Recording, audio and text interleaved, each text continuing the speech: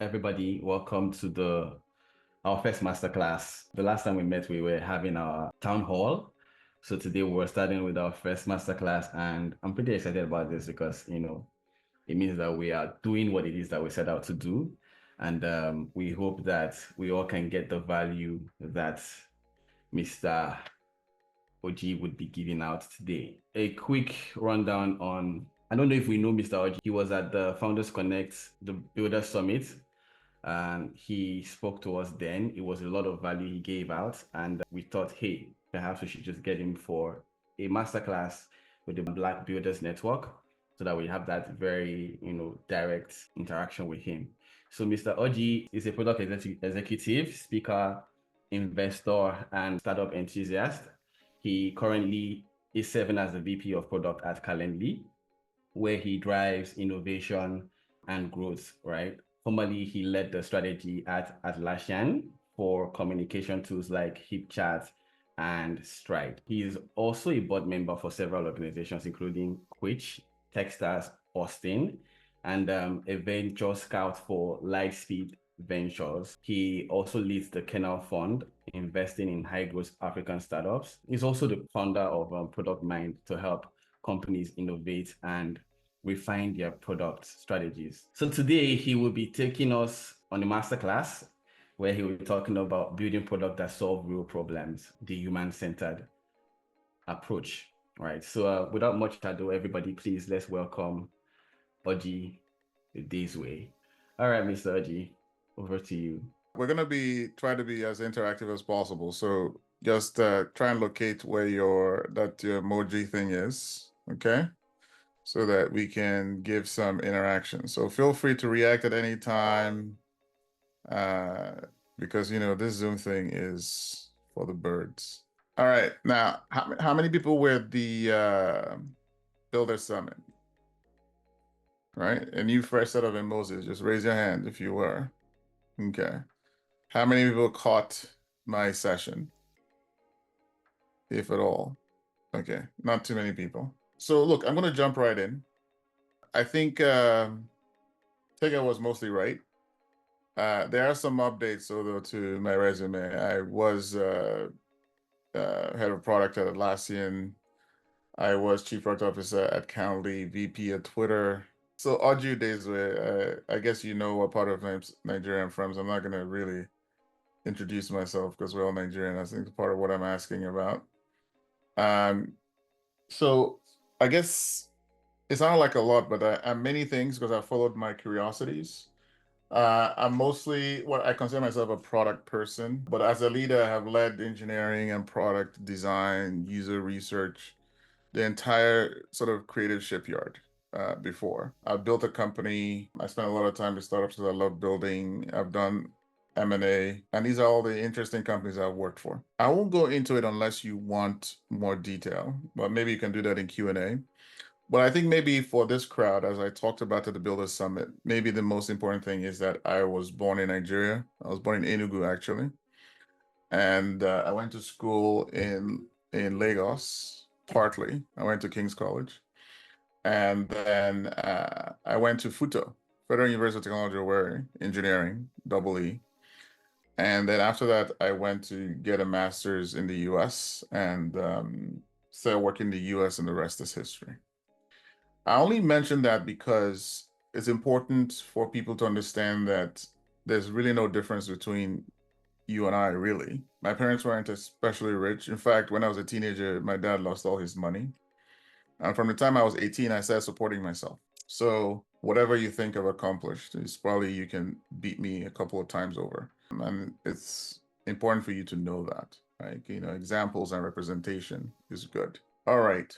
So one of the things I'm working on is, because I'm a product guy and a builder, I'm actually writing a book on product management, which will be out in November.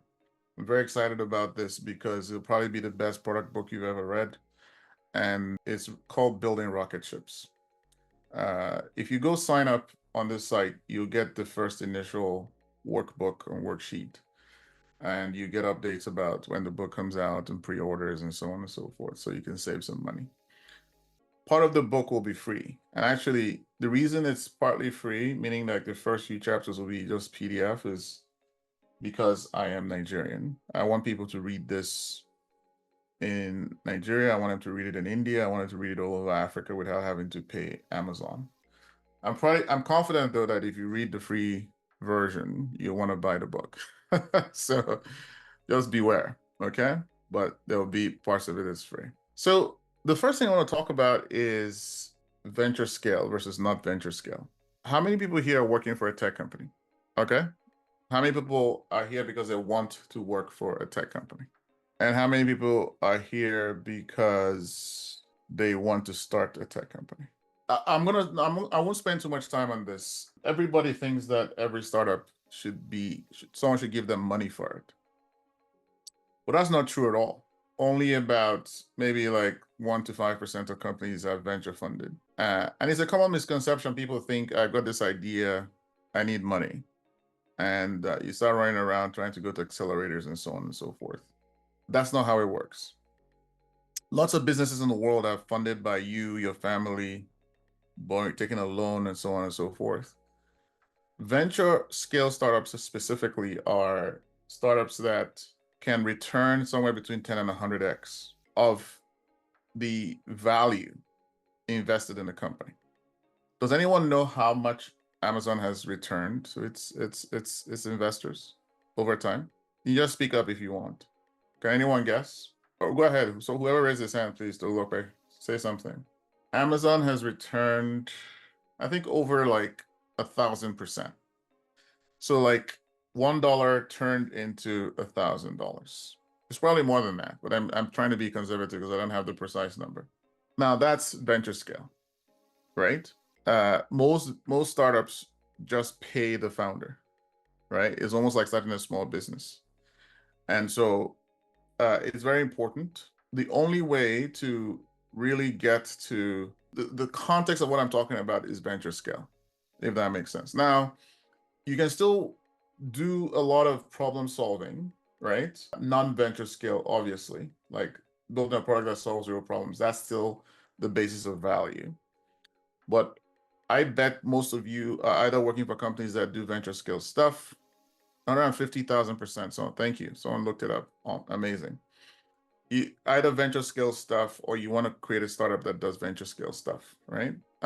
So it's very important for you to understand that no one owes you, even with your company, money, right? Because the investors look at venture scale, and a lot of my comments are related to this, right? Which is the fastest, most important, fastest growing opportunities. But of course, if you solve problems for people, they might pay you for it, whether it's technology or not, and that's also okay. Now, if you are thinking of venture scale or even mid-scale, success is hard in technology, right? And part of the reason it's hard is that there's so many things that could get in the way of success. And most of these things are not things that they teach you in school. There's no real preparation for it. The only way to learn it sometimes is just to do it or to spend a lot of time around startups and people who are succeeding in this stuff, right? So maybe like 95% of intended venture scale startups fail. I know this personally because I've failed. When I left Bridgewater to start a company, I basically failed, meaning that I wanted to create a venture scale company. I created just a marginally profitable company and I had to abandon it because I wasn't interested in creating a small business. I wanted to create a venture scale company. And so it just wasn't worth my time. And so I went back to work, basically, right? So I'm only saying this because this is practical stuff. These are kinds of things that you could experience. Some of the most common reasons that people don't succeed isn't just about your product not solving a real problem. It's like there's 1,000 decisions and hard things that a founder has to make. Like you might have no real market need, and so you fail, right? Because you misjudged that the market actually wanted to pay for your thing. You can run out of capital even if you have a good idea. You can have people who are incompetent and can't actually execute, even if you have the first two things, and you still fail. Your product isn't very good, meaning that it doesn't solve real problems. This is where we'll spend some time. You can't get the word out. You have a great product, but your marketing sucks. You can't get the word out, and so you cannot create demand. and you have the wrong business model. You can create demand, you have a decent product, but the way that you convert that demand into money sucks, right? That's also a potential problem. So these are all ways that you can fail. And every founder has to solve for these things. When I asked ChatGPT how many different ways that tech companies fail, it actually gave me like somewhere like 12 things. Some of them are even psychological. You do this alone and your mental can't even handle it, right? You're just burnt out. You are like unable to continue because you don't have the mental fortitude. Like even something that simple. And actually, the worst one is timing. You have an interesting product, but it's the wrong time, right? You're too early or you're too late. It's unclear if you try to build Flutter Wave today, if you could do it, right? The timing is over. Like you can't actually just do what they did and succeed, if that makes sense, right? Because you're late. I've also seen people be too early. They can't get there. Their customers don't understand what they're trying to do because the imagination is not elastic enough. So, but let's try and hone in on products, right? Let's hold some things constant. You solve some of these problems, or those problems are solved for you, and you're trying to figure out the right problem space. There are three things that maybe matter around the product thing when you're trying to build something that matters. And one is you have to have some insight about the future. Okay. I guess the easiest way to illustrate this is to give some examples. When Google launched, Yahoo and Alta Vista were already search engines. And what they did was they would literally, through some kind of automated and manual way, try to, the internet was very young, and try to list a directory of links. They hadn't invented crawling, right? Google decided to do a couple of things. One is that they could automatically crawl the web, but they could also use an algorithm. They use backlinks to figure out the rank. Page rank was the invention, to figure out the rank of these sites. So if you search for them, they use the rank to figure out what to return to you. What was the top link? What was the second link? What was the third link, right? While some of that stuff was very manual for Alta Vista and Yahoo and wasn't as good. And so they just figured out, look, the web is going to grow by, a million times. And so this manual stuff will never work.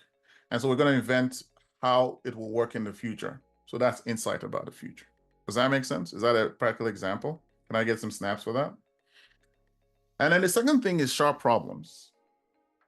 Not everyone will pay if you solve a problem.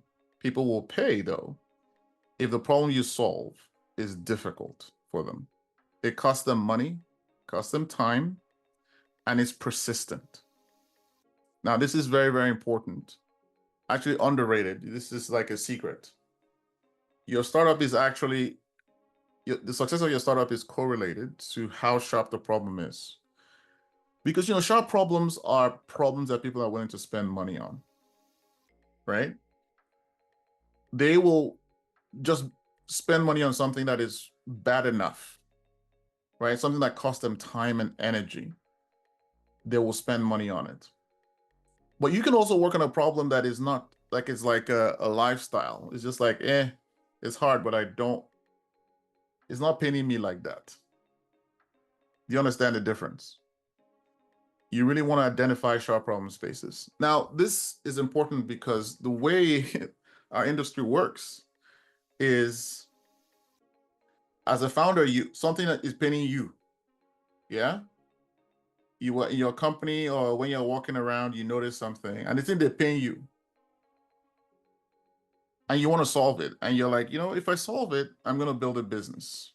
Well, that's false. Because a business is never about you.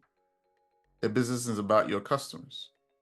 And so the real question is, do others feel the same pain as severely as I observe? And I say as observe because sometimes it doesn't even have to be your problem. And two, when you say others, how many? are these others? Are there like 5 others? Or are there a billion others? If you combine the two, you get to opportunity size, meaning it hurts a lot, and there are a lot of people feeling the pain, right? Those are at number 2 and 3. This by far is probably the center of the masterclass in solving real problems. You have to have insight about the future. You have to be working on something that a decent number of people find infuriating enough to spend money on if you solve it pretty well. Okay? I'll repeat that because there's no better slide for this talk, and I'm going to be done in 15 minutes for you to understand. The problem, you must have an insight about the future. What is going to happen? What's happening now, but will even be more true in the future. Okay? I'll give some examples, I think. And then you must, that thing that you have an insight about must be a sharp problem, and there must be a decent amount of people facing it, preferably billions, but millions or thousands is fine, depending on how much you charge. So insight is really about what challenges will the target customer face now and in the future. I'm going to highlight 2 things. One, it says target customer. You don't serve everybody. Very important. You serve somebody or a group of people who share a workflow. And so your insight is relative to that person or that group of people that share a workflow, okay? You don't want the insight to be just about the far future unless you have a lot of time to wait and to invest before people feel the pain, right? Your insight should be about something that people need now, but that will keep growing. There's a term I call ever-increasing variable. When Google started, very few people had internet access. Yes, I don't know why I'm using Google, but let's just do it because everyone understands it. Most of computers were in the West. Everyone can remember, well, maybe you guys are too young to remember 1 laptop per child. Why do we even talk about that? Because there are not enough computers in the world, basically, except in the West. So Google's business model, though, even though it was amazing and important for universities, government, early internet adopters, the reality is their business was dependent on a couple of things. One was more computing devices in the world, which was always going to happen. I mean, that's why Microsoft existed. But also the second thing depended on was more access, internet access, whether it's over cellular or hard lines. So as those 2 things grew, Google's business grew. So the people who had internet access, universities, government, tech industry, needed Google's solution of PageRank immediately. But they also knew that more and more people, 8 billion people, would need their solution. So they started where they were. And because the variables were ever increasing in their favor, they kept growing, which is why it's a gigantic company. Okay? So your insight must appear in the near term into the future. Yeah? And then 2, there must be enduring challenges. Google knew that people have information-seeking behavior. We have 50,000 years of recorded history. All of it requires curiosity, social interaction, people discovering new things, right? The bark of this tree is medicinal, okay? This fungus, if you eat it, you will die. That's curiosity, right? And so Google understood that what is happening on the internet is a perennial question. It's a question that will never die. So it was an enduring challenge because once you ask that question, you need them. So this is how to think about insight. And then 2, sharp problems, right? This is a combination of sharp problems and opportunity size. What are the persistent challenges, right, that exist within that insight? What are the persistent challenges, right? I sort of talked about it. For search, it's like, I need the right answer first, okay? So sharp problem. Otherwise, if you give me the right answer 100th, like Yahoo, I hate you, okay? Now, let's give some examples very quickly so that you can dial it in and make it practical, get it sink inside your gut. Calendly, right? How does Calendly work? Before Calendly, actually before the category of Calendly, not Calendly specifically, if someone wanted to meet with you, you have to start messaging them. Oh, I'm free at this time. I'm free at blah, blah, all this one, right? 50% of the time, it doesn't even work, especially in the business context, because no one has time to be doing all of that. And so this has been the case for decades, right? Actually, for as long as humans have been around, like two villages, smoke signal, when can we meet is messaging, right? Calendly creates a link, and now there's no negotiation. You find the right time very quickly, you're done. It's a sharp problem because the way to do it in the past was very difficult. Well, not difficult, but time wasting and frustrating. The way to do it better. Okay. I only say Calendly versus XAI because the other company, XAI, I knew the founder. Actually, they tried to hire me in 2013 or something, 2012. They saw the same sharp problem, but they solved it in a terrible way, right? Basically, the way they solved it was, if you need to meet with someone, you copy an AI in the email and say, I want to meet with Chukwudi, right? And then X.AI drops you off the chain and starts messaging the person with AI to find the time. So it was like they took the thing literally. It's like they built a faster horse instead of a car. They just shifted the negotiation to a message bot. Calendly shifted the problem into a link, which was building the car, if that makes sense. All right. There are other reasons why it sucked to do it the way XAI did, but I'll leave it at that. Let's talk about ChatGPT versus Alexa. Everyone know Alexa, their device that you can ask what is the weather and all that stupid shit like that. Well, what is the problem with Alexa? In the early days, it won't even like recognize what you ask really well. Sorry, I did not understand you, right? And it's also not very deep. If you ask it the most, even a medium thing, it'll say you should go search the web, or to search the web on your behalf. Well, difference with ChatGPT voice mode is that it not only understands fuzzy input. Basically, you can almost speak pidgin to it, it will understand, right? But it also has a copy of the internet in its servers. So it can return, aside from current information, anything, sophisticated opinions. So Alexa tried to solve the voice retrieval of information, which makes sense. ChatGPT does it like 5 times better, 10 times better. And so that's why you have to focus on perennial, important, persistent challenges, and you have to do it better and better than the competition. All right. Now, how do you solve sharp problems comprehensively in a way that people will pay for it, right? This is the other locus of this class. Well, the answer is workflows.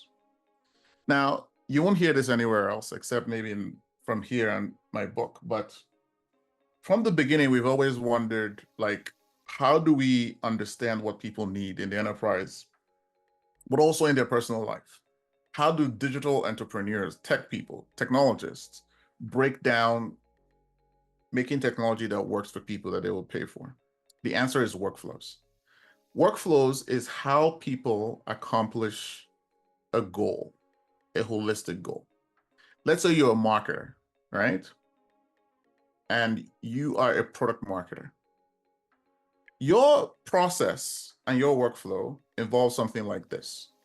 You work with product managers to understand the problem they're trying to solve and help them prioritize opportunity for it.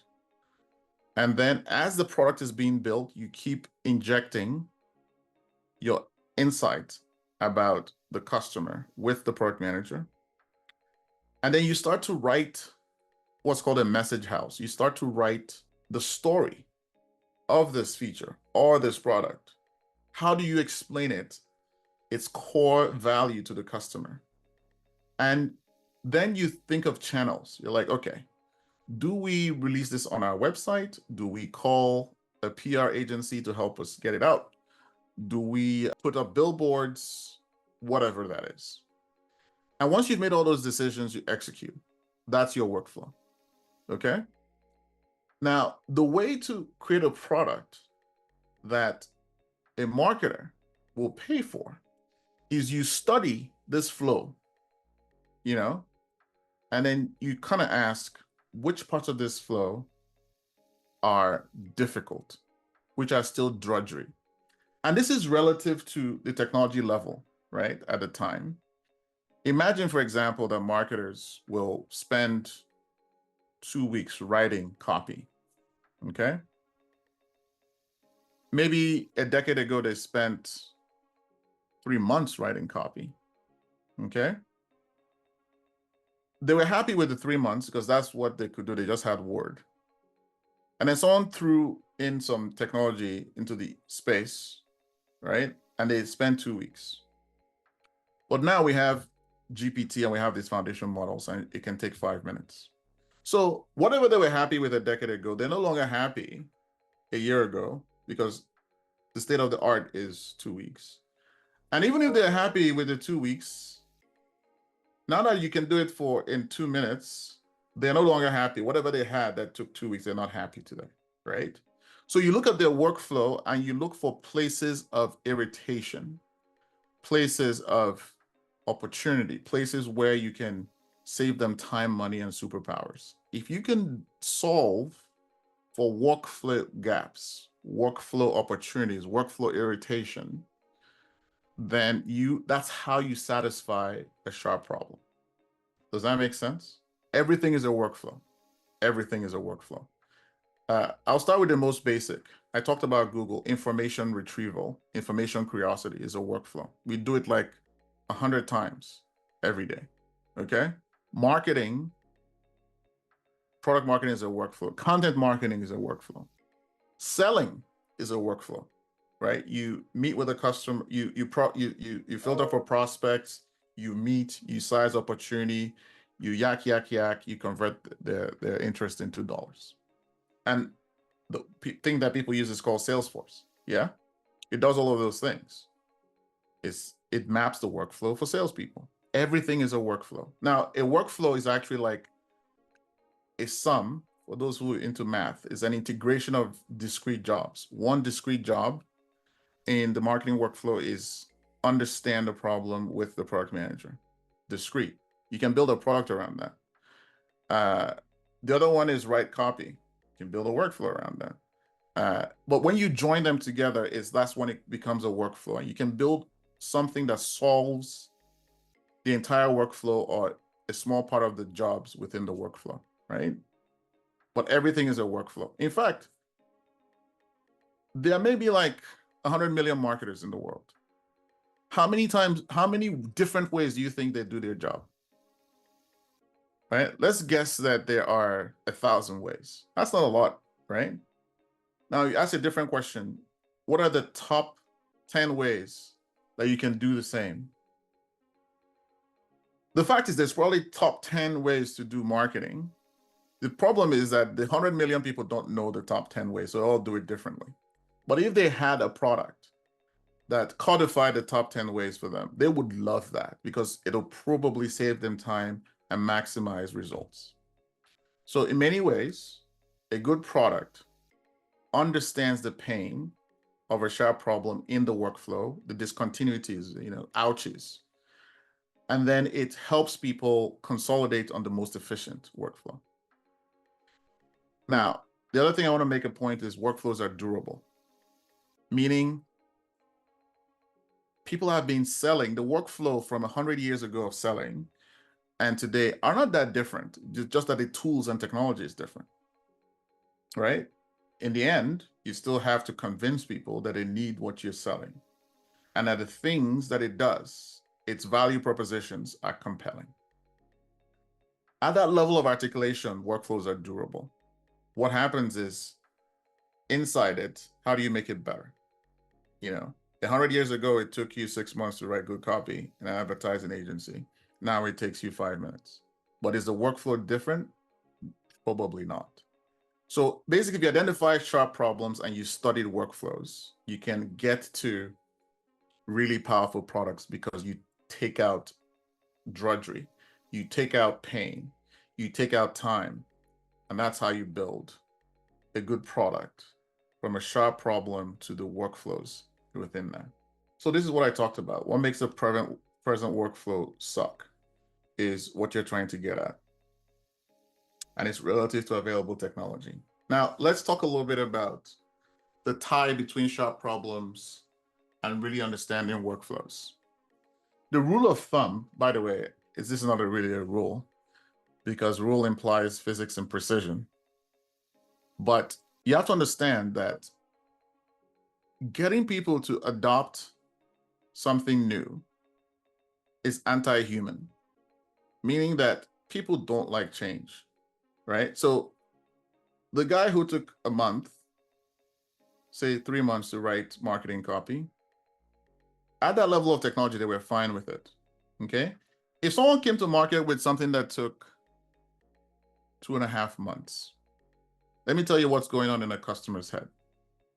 One is they've learned the thing that took 3 months. So they have switching costs. If they buy the thing, whatever thing new, they have to learn it. Now, the thing only saves me 2 weeks. Is it worth that to me? Because I'm an expert in the thing that takes 3 months. Every time you sell someone something, they have switching costs. It could be pen and paper. It doesn't matter. It's still something to change, something to learn. Humans don't like that. It's habit. So the only way you can help people overcome switching costs is to deliver outsized benefit. 3 months to 1 month is a 3x benefit. So most people for the same cost will take it. Even if it's more, they will take it. If it's 2 months, half of your population, you lost them. They're like, nope, I'm going to lose competence in this tool. I'm not going to do it. If that makes sense. So the rule, I'm not going to call it a rule, is you have to try to deliver over 3x benefit with your tool, with your thing. And this is very important, right? And there are many kinds of benefits, right? It's not just, when I say 3x, there's multiple dimensions. One is cheaper, yeah? Can I do the same thing? It takes me 3 months, but it's 3 times cheaper. Some people will go for it, okay? You go from 3 months to 1 month, same price. Some people will go for it. You go from 3 months to 1 month, double the price. Some people will go for it. They value their time. You deliver 3 times more capabilities. It just does copy, yeah? But it does copy editing, and finishing. Same price, same time. Some people will go for it. So you have to deliver above 3x benefit before people will take on the switching cost of doing your thing. This is very important because product people will go around and say, why aren't they using my stuff? You're not delivering enough benefit, basically. So, and benefit, you can count it yourself before you go to market. It took 20 clicks and now it takes 5. That's benefit. More time. You can measure these things. These are metrics you can realize. All right, I'm getting to the end. I'll spend 5 more minutes and I'll go to Q&A. There are a few methods for understanding the workflows within a sharp problem. Again, remember, sharp problems, which are like things that cause pain, that people feel, that takes away their joy, their productivity. Diving into sharp problems is really distilling the workflows within those sharp problems. What is the method for diving into a workflow? Discovery. Discovery is when you take the time to jump into the brain of your target customer. Not everybody, their target customer. And you understand their mindset.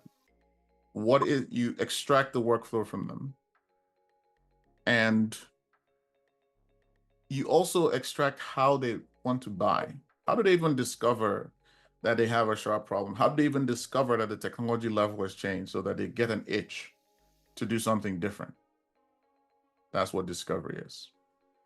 What are they thinking? Because if you can do discovery, you will map the workflow. You will understand what gets their attention, towards this sharp problem. And then you can build a product and a go-to-market that takes advantage of this knowledge. The second thing you can do is listening.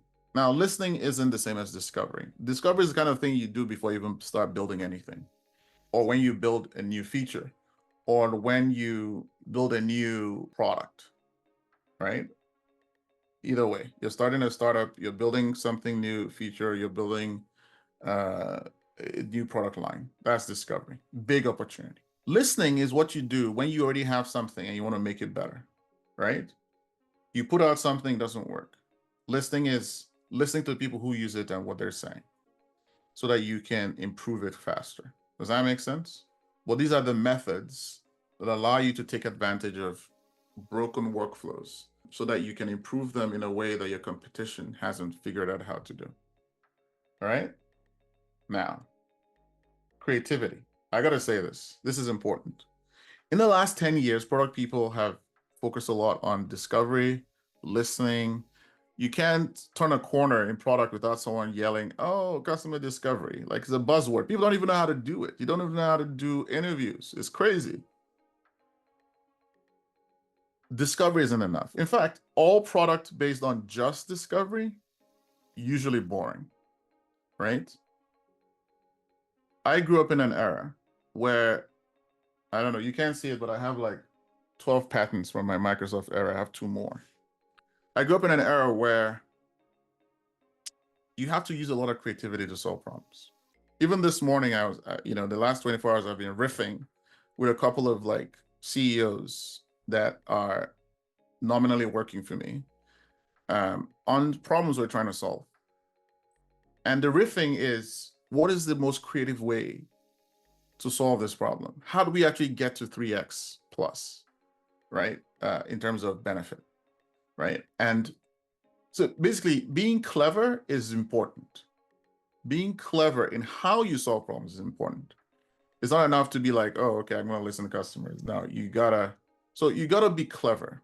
I'm not gonna tell you how to be creative because we don't have time, but I am gonna tell you that it's necessary.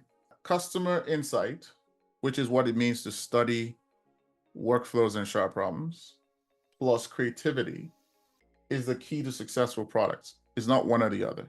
Sometimes people are just creative. They're like, oh man, I have a great idea. It's innovative. If you don't understand the customer context, you'll fail. People don't understand that Steve Jobs failed. When he was ousted from Apple, he started Next Computers. Complete failure. The genius himself failed at something, which probably made him more humble because he was an asshole, right? He failed because he was so far out into the future that wrong timing. It was both in the future and the past because he was building workstations when Cray already existed, when SGI already existed, and he thought he could do it better. It didn't work. Eventually, he had to get Apple to buy his startup to get access to some patents, but they mothballed the whole thing, Next Computers, right? So he was very creative, but he wasn't connected to the customer. And so one of the things he learned was you can't leave the customer insight behind. It's both of those things. The thing I'll leave you with is technology is for people, right? And not people for technology. Maybe 20 years ago, a lot of things in technology were novel. The internet, mobile devices that were so thin. But we're building an era where there is no surprise, there is no wonder, right? People expect your product and most technologies to be like, like NEPA. You turn it on, it works, or it doesn't work.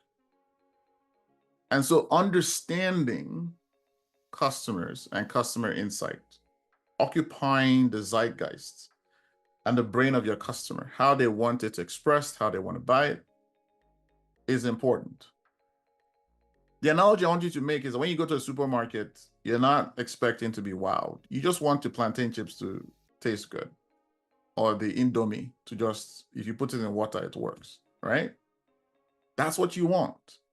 And so the packaged goods, domestic goods industry understands this. right? It just works.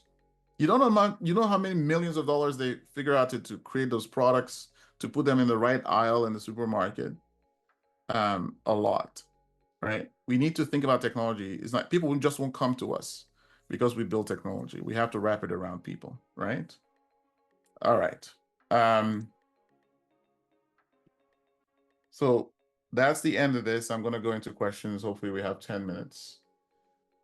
Take a quick snapshot of this because I always like feedback and see how this talk went. So I'm sending you what's basically an NPS survey for you to do that. All right. Do we have our questions ready, everybody? Okay, we can see that there's a question from Timmy Tope. Timmy Tope, please ask your question. Hi, good day, Obi. Thank you so much for taking out the time. My name is Temitope Ndayo, serial entrepreneur, built several stuff in e-commerce and currently in investments. My question to you will be two. I'll just make them quickly. The first is, how do you do discovery calls? I mean, you're trying to do discovery calls to your ideal target market, and you're trying to gather insights to build a great product. One of the problems, you might not have strong network effects, so it's unlikely you have someone that could make an introduction to maybe the right decision maker in that company for you to have conversations with. What do you think, or from your experience, what has helped provide a way for people to speak to right decision makers to develop products? Because in one side, your product manager might be speaking to the wrong person and you're developing a product, and by the time you bring it to market, it's not what the market needs. And then my second question is, what has been your best way to create those market demand insights, things that actually tells you, yes, build, it's right time? Has that been from primary or secondary research, or is both, or is more primary first level thinking and insights that you use beyond maybe the 4U framework that's been popular? Yeah, thank you. Yeah, I don't actually know the 4U framework, but I'll try and answer the question quickly and succinctly. You first start by describing your customer. Just write down a few bullet points. Who do you think wants this? And this comes from, usually that first cut isn't that hard. And you don't have to be precise. You can be 50% accurate because your definition of target customer will adjust based on reality. Okay, you write down who your customer is, and then you ask yourself, who are they, where they hang out, what's their title, and then you hit them up. Like from you said network effects. By the way, you're using that wrong. Network effects is not what you said. That's a whole different thing. You're saying if you don't have them in your network, that's different. And then you talk to people around you, or you go to LinkedIn. There's always someone, someone who's your customer. There's no way. Like, even if you're like 20 years old, you know someone's your customer. Ask your dad if they know someone that looks like this. Ask your auntie if they know someone that looks like this. There is no real excuse, right? It's not easy, which is why people don't do discovery, because they have to keep hop, skipping, and jumping. But everyone knows somebody. In this age of social connectivity, you definitely know somebody. And don't say things like decision maker. There's a difference between a customer and a buyer. Very few decision makers are your customer, to be honest, right? That's sales. Most of your customers are not a decision maker inside a company. So you need to talk to them, not just the decision maker. That's a whole other thing about paying for the product. Is not the same as using the product. Your customer is someone who uses the product, first of all. And then you can get to the buyers. That's a different definition. And then lastly, market demand insights. When your customers, the people who actually use it, and the buyers say, oh my God, if I had the right solution to this, I would disgorge money. And they don't do it. Don't ask them if they find what you do valuable. You essentially interrogate their workflows, right? And if they express dissatisfaction with their workflows and pain from their workflows, and tell you spontaneously that they would disgorge money to solve this problem and this pain, that's a good signal. Now, multiply that by 100. if you have the right target customer and you have enough conversations and they all say the same thing, there are other ways to do, to dial that in and say, how much would you pay, whatever. Give them a POC and see if they'll pay for it. That's how you judge the intensity of demand and how sharp a problem is. All right. Thank you, Oji. Tolulope, you're next. Then after Tolulope, Charles, you would follow up. Can you hear me? Tolulope. All right, Charles. Yeah, thank you. Thank you, Oji. Thank you so much for all you've shared. I found it really helpful. My question is, so by the way, I'm Charles. I run a company called BizUp. We are a process and workflow automation company. My question is it worthwhile to attempt to build products for the world from Nigeria? I mean, if, for instance, Calendly was built by Tokwe while still in Nigeria, could it have had a chance to become what it is today? That's my question. Yeah, 100%. Like, well, I don't even know why that's a question. Tokwe built the company in Atlanta, which was into Silicon. As far as the tech world is concerned, the tech world ends in Silicon Valley, maybe Seattle, maybe New York. He built it in Atlanta when no one thought you could build that kind of company from anywhere but Silicon Valley. What's the difference between that and Nigeria? Now, the difference is he was closer to his target customers, right? The only difference in building in Nigeria is you might not understand the workflows of the buyers, because in many ways, Nigerians are like anywhere between like 2 to 10 years behind. So if he built it in Nigeria, he might not have understood the workflow he was solving for and how much pain is involved. Well, because in the US, more advanced, more willing to adopt technology because of their GDP, and closer to the people who actually will buy the first $1 million of his product, he had an advantage. But that can be solved. The world is a small place. If you are founded in Nigeria and you intend to sell to customers who are probably in the US and Nigeria, you should probably study customers in the US and Nigeria. And if you can, so that you can be close to the pain and the workflows, you can absolutely build Calendly from Nigeria. In fact, specifically, I'm betting that you can. I partner with Future Africa to create Accelerate Africa, built an accelerator. The first cohort ran May to June, and the next cohort is open, and we're running it October to November. I'm betting specifically that you can build global companies from Africa. I'm putting money and time into that bet. So the answer is yes. Thank you, Oji. All right. Thanks, Oji. Cynthia? Okay, I'm up now. Can I? Okay. Tolulope, Okay. you'd ask your question, then Cynthia would ask her question, and Oji can attend to both questions all at once. Can we do that? Yeah. Great. So yes, Tolulope, ask your question. All right, thank you.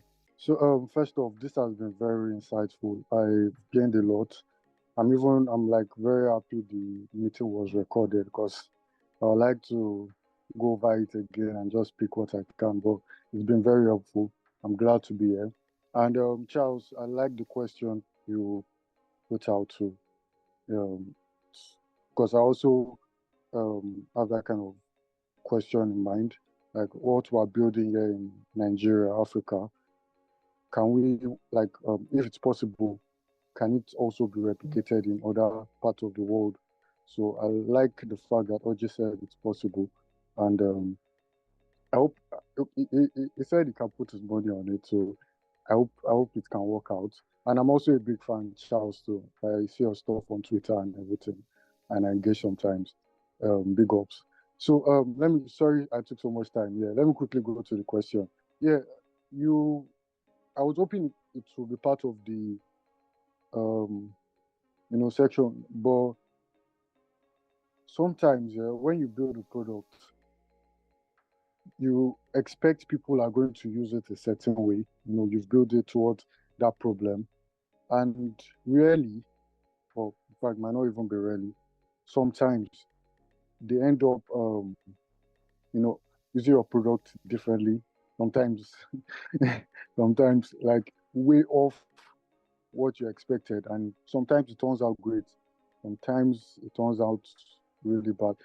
My question is, how do you manage that kind of situation? What's the, like, okay, you see this happening in a certain way. What's the next step to take? What's your approach, or what do you feel would be the best approach towards that kind of situation? And maybe I was clear with the question. Yes. So your question is, if the users decide to use the product in a different way than you intended, how does one navigate that experience? Yes. Yeah. That was it. Thank Great. you very much. All right. Thanks, Tolu. Cynthia, what's your question? First of all, thanks, Oji, for the session. A lot of wonderful insights. My question is it worth it building a product for people who might not actually pay for it, or rather, like, okay, so we have a product that we're building that would be for developers, but we know that product managers or CTOs are the ones in charge of sort of paying for the product for their teams. So is it worth it building the product focusing on the user developer, or would it be a good idea to pivot so that we can focus on the PMs, and then the developers would find the product useful, but like target the PMs who are actually the ones in charge of giving them money or paying for the product? Like you have a product that, who should you aim for? Is it worth it building for the devs rather than the PMs who are in charge of funds or CTOs? I get it. So let me answer the first question. So it's very important when you're building a product. By the way, building a product is not building a company, right? Like there's code, there's product, and there's company, right? A company makes profit. Product makes something that people want to use and find valuable to pay for, right? And between the two is a business model. I can't go into that, but it's important to understand that they're not the same thing. If you're building a product, it's very important to focus on the workflow. Are you solving the problems in the workflow? What you don't focus on is the form and function you initially create. Here's the screen I use to solve the workflow problem. The reason is that's not what customers care about. It's not the screen. It's not the particular React native components that you created. They just care about the workflow. And so they start using the thing that you made to see if the workflow will become easier. And if it's great, your first iteration, then Bob's your uncle. You're good. More often than not, it's not. And they will say, this thing sucks, right? This part of it I don't like. It behaves in a way that I didn't expect. And that's because one of two things. One, is hard to predict everything. But two, you didn't actually spend enough time and understand human-centered design, okay? So that's why I mentioned customer listening. I said customer listening is about micro, right? If you look at what I wrote, customer listening is about micro opportunity. Those are the opportunities. So when you lay something in front of customers, listening is when you listen to their feedback and the thing that you created for them. Within that listening, and they will tell you through tweets, they will tell you through your support channels, they will tell you through, if you send out periodic NPS surveys, they will tell you. And so you use and synthesize that to improve it. You change the interface. You change the thing that irritates them. So customer listening is the way to improve what you've already put in front of customers. You should not think that your first attempt and your brainchild that you put in front of them is always going to work. It never works that way, right? But you can improve it. You can listen. When I first created Intermingle, I targeted young people. It turned out that people wanted to use the product were older, and they didn't like any fancy avant-garde UI. So I changed it and dumbed it down, right? The functionality and the workflow stayed the same. The way they could experience it changed. Now, the question Cynthia asked, who do you target? So it's very important for product people to really like separate customers. These are what people call users. I don't use the word users. Customers, people who use it to solve their workflow, and people who buy it. And a product should actually cater to both. Meaning, if the buyer is so important in the purchase journey, then you need to build into the product things that solve both the customer user workflow and things that solve the buyer workflow. Let me give you an example. If you make a product for developers, whatever it is that's paining them, solve it. Up to 3x, remember, and more. But maybe there's a way to invite the product managers to see the output of their solution. Maybe you make it easy for them to expense it with a company credit card, right? If you generally, by the way, this is not true all the time, if you solve it deep enough for the primary users, they will often find a way to get their superiors to pay for it, because they're basically saying, look, I'm much more useful to the company with this thing, and I need it. In fact, that's the essence of product-led growth, is when the people who use it start to have more power and say, it's either this, you can't take this out of my cold dead hands, especially if you have a trial period to get hooked on it, if that makes sense. So separate customers from buyers, but also from buyer influencers, and find a way in the product to integrate their interests if you can. All right. That's my answer. Thanks. All right. The last person, and then we'll call this a day. Onyeka. Hi, everyone. Thank you so much, Oji, for the brilliant session. A quick aside, I sent you a LinkedIn connection. I will be very, very excited to have you accept. Meanwhile, the question, what do you think about the possibility of having probably a mobile app for a platform like Upwork? Do you think it's going to be applicable for that kind of business model?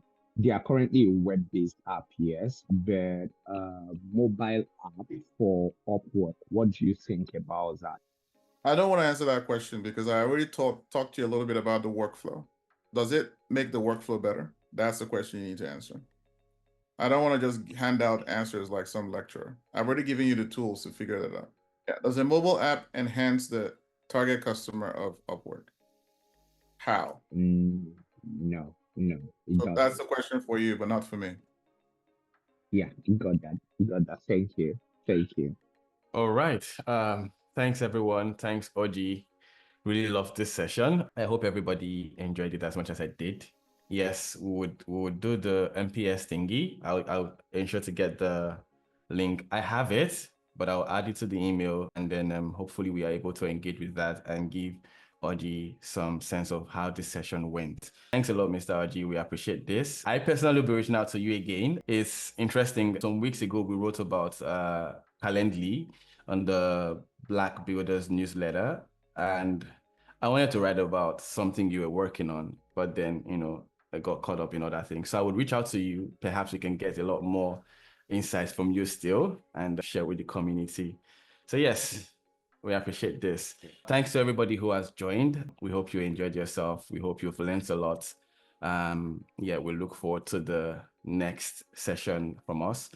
Let's have a wonderful evening.